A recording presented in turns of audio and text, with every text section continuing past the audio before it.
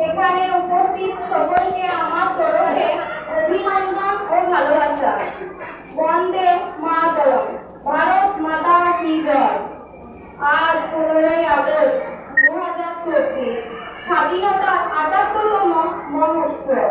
1947 সালে 15ই August Bharat British শাসনের হাত থেকে মুক্ত হয়ে ভারতের স্বাধীনতা লাভ করেছিল।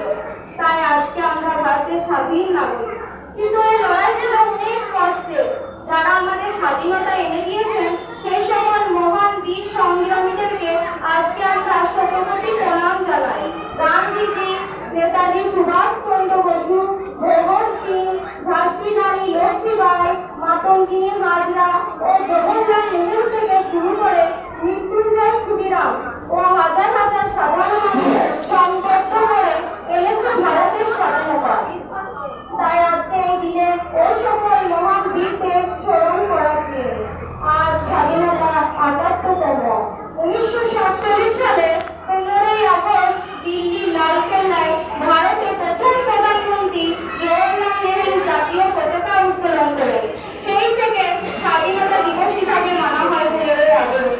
এই তেরেঙ্গা পতাকা স্কুল, কলেজ, যে কোনো শিক্ষা প্রতিষ্ঠান, সদর দপ্তর, সরকারি সদর দপ্তর, হাতে হাতে, বাড়িতে বাড়িতে জাতীয় পতাকা দেখতে পাওয়া যায়।